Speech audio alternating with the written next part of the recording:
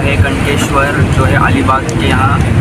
और हमारे साथ है हरिओम, नित्युम आश्री और थोड़े मेरे पापा।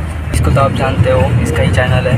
यस, आम्ही कणकेश्वरच्या पायथ्याशी आहोत। हे आहे कमान इकडे आणि ते पाऊस मागून आम्ही थोडंसं पुढे जातो। एक शांत किनारपट्टी शहर अलिबाग। अलिबागकडे पर्यटकांना व महादेवांच्या भक्तांना आकर्षित करणारी एक गोष्ट म्हणजे कणकेश्वर मंदिर। हिरव्यागार टेकड्यांच्या मध्ये मापगावजवळ बसलेले हे कणकेश्वर मंदिर। कणकेश्वर मंदिर भगवान शिवाला समर्पित आहे।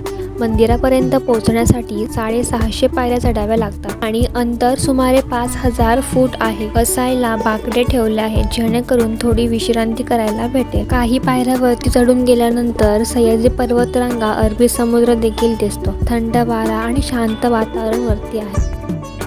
425 पायऱ्या आहेत आणि एवढं इकडे वारा सुटलाय की चढायला पण होत नाही।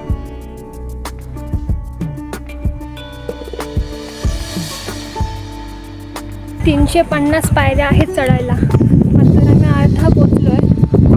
आता थोडं दमल्यासारखं झालं, थोडंसं बसूयात आणि मग वरती चढूया। कणकासूर आणि देवाचे वास्तव्य या युद्धाच्या ठिकाणी राहावे असा वर कणकेश्वरांनी मागितला। त्यानुसार देवाने राक्षसास पालथे झोपवून त्याच्या पाठीवर यज्ञ केले। या यज्ञात कणकासूर भस्मसात झाला, त्यात मुक्ती मिळाली।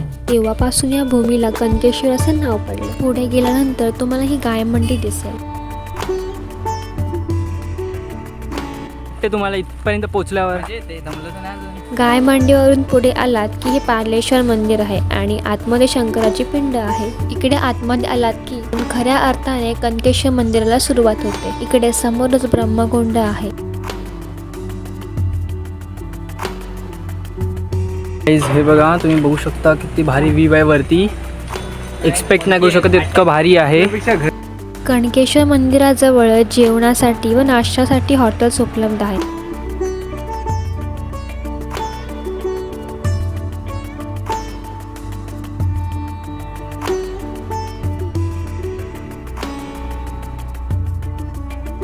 इकडे महाशिवरात्री निमित्त मंदिरामध्ये विशेष गर्दी असते। हे मंदिर अलिबाग पासून जवळजवळ 12 किलोमीटर अंतरावर आहे।